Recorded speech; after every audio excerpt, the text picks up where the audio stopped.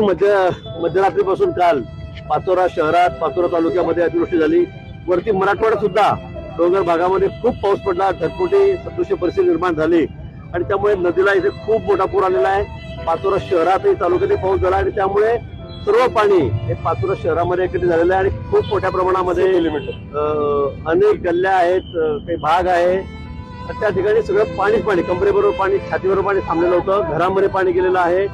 खूप मोठं नुकसान या ठिकाणी लोकांचं झालेलं आहे, या शहरात झालेलं आहे, ग्रामीण भागामध्ये झालेलं आहे, शेतीचंही झालेलं आहे.